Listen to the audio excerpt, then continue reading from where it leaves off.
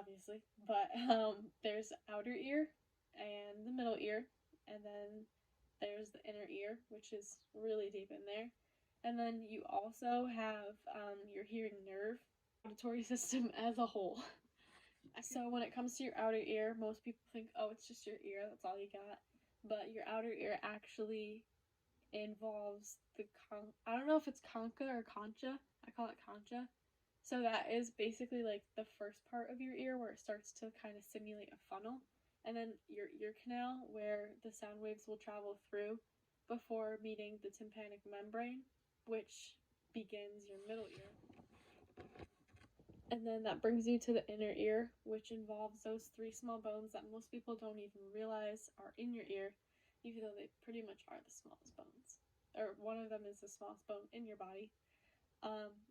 So that involves the incus, the malleus, and the stapes, as well as the cochlea, which is a major part of cochlear implants, obviously, because it's what they're named after. But after the cochlea, then it goes to your hearing nerve, and those go all the way to the brain, which pretty much completes the auditory system. So I'm not really going to go through all of these, mainly because there's just so much to talk about for it, and it would take up a lot of time. But there are so many types of hearing loss that it's crazy. But my project is attached, so if you did want to read a little bit deeper into it, you can. I'm just gonna do like a pretty vague debriefing of it. So just to debrief like a few different types of hearing loss, how they happen, and how some people deal with it if they want to deal with it. So beginning with conductive hearing loss, it's a hearing loss caused by something that stops sound from getting through to the ear canal or your tympanic membrane. So it could be something that happens in an accident or something that has been stuck in your ear and doesn't allow for the ear canal and tympanic membrane to receive those sound waves that they need to transfer sound to the brain. So yeah, this can be treated with medicine or surgery if necessary, but usually it isn't surgical and they can use medicine if the person feels that they need it to be removed, which is typical, especially with conductive hearing loss. Sensory neural hearing loss is a hearing loss that occurs where there's a problem way in the inner ear or hearing nerves and the way that they work. So the inner ear, as we know, it's made up of the cochlea, which is that snail-shaped organ for hearing, and it's very important, and the semicircular canals that help with balance, and the nerves that go to the brain. So when it comes to sensory neural hearing loss, people can use cochlear implants. Hearing aids are usually used with conductive hearing losses because it is an amplifier when something is stuck. A lot of the times you need that amplification in order to really get those sound waves that you need to hear. Mixed hearing loss is a hearing loss that includes everything involved with both a conductive and sensory neural hearing loss, and they have pretty much the same symptoms and the same criteria of both of those hearing losses. Auditory neuropathy spectrum disorder is a hearing loss that occurs when sound enters the ear normally, but once it gets to the damage of the inner ear or hearing nerve, the sound isn't organized in a way that the brain can understand.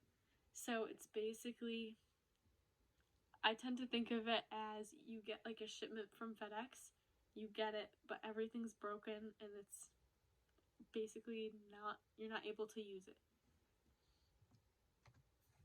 So when it comes to this, different degrees of hearing loss, here I'll show you for a second. So these are the different degrees of hearing loss, and you can pause it to see it if you'd like. If not, it's still attached to the link. But for like description's sake, it'll be a little easier for me to read. So there's mild hearing loss, which is the lesser side of the spectrum. Doesn't mean it's not at all, but it's described as somebody who can hear some speech sounds, but it's still challenging to hear it clearly. Then you get to moderate hearing loss, and it's described as somebody who can hear almost no speech, but you can hear muffled sounds, or at least like loud sounds. So conversation could be kind of out of the question or really difficult. Maybe a hearing aid could help you with that. But when it comes to maybe a car honking at you or a fire alarm, you should be able to hear it. A severe hearing loss is described as somebody who can't hear any normal speech when it comes to somebody probably at this distance, maybe like 3 or 4 feet. Only some loud sounds that have to be pretty loud are able to be heard by them. So when it comes to a car honking at them, maybe they'd have to be outside the car in order to hear. If they were in their own car, it would be pretty challenging. Fire alarms, same thing. They might need lights to signify it before they could really notice that there was a sound that they were picking up. A profound hearing loss is somebody who won't hear any speech at all and also wouldn't be capable or would only be capable of hearing very few loud sounds and would do so with great difficulty. So that's where cochlear implants might be of need if they wanted it, as far as safety reasons, because if someone was honking at you to get out of the way or something and you can't hear them, I think that impacts them more on the safety side than it is for them to communicate with others, which is the main thing for most people. So these are various types of aid that people who are deaf or hard of hearing might want to use if they felt like it. A lot of people don't and are okay with being deaf and everything that comes with it. Some people want different versions of aid to make their life a little bit easier. So with hearing aids, it's when there's part of the ear that's damaged, and receiving those sounds can be quite challenging. So basically what a hearing aid does is it amplifies the sound and is almost like a speaker within your own head. And it amplifies the sound that your brain, or that the outside world is giving you, and amplifies it so that the receptors can pick it up a little easier. So cochlear implants, as it's said through the cochlear implant, you might know that it has something to do with the cochlea. So it's something that is surgically implanted, and it's a device that pretty much bypasses the cochlea and takes any sound wave that you're given and sends it straight to the auditory nerve. So everything with your ear canal, everything with the tympanic membrane, everything with all those 3 little bones I told you about, they're bypassed, and any sounds you receive, they go right here. It's something that magnetically clips on and will hook around your ear. So it goes straight to this and goes through. I believe they do it with a skull. They take like a little drill piece and go through your skull and insert it that way. So it basically just bypasses the cochlea and goes straight to the auditory nerve because there's too much damage within that, and then it goes straight to your brain. So there's a lot of different things through technology that are very helpful. So FaceTime has been a huge help, I think, with a lot of people who have been trying to communicate, because though there are teletypewriters where I could be talking to you on the phone and what I say could be written down in English on a page or on a computer, those are or have been in use. But now FaceTime exists, so I could be signing to you as I presented and you wouldn't need the audio at all.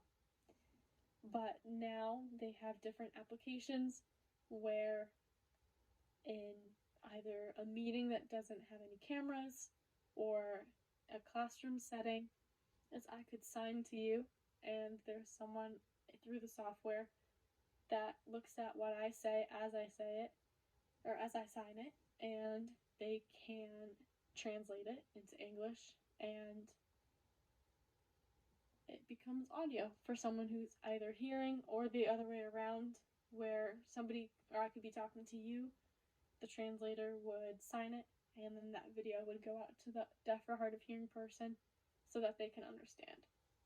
There's also interpreters that everybody pretty much knows about, or should, especially with as much on the news, but they basically take whatever language the vocal person is saying or speaking in, and they translate it to sign language as the person say it.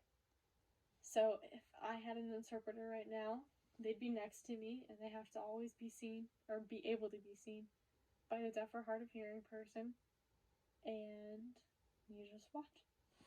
So I'm not really going to go through all of these, mainly because there's just so much to talk about for it, and it would take up a lot of time. But there are so many types of hearing loss that it's crazy.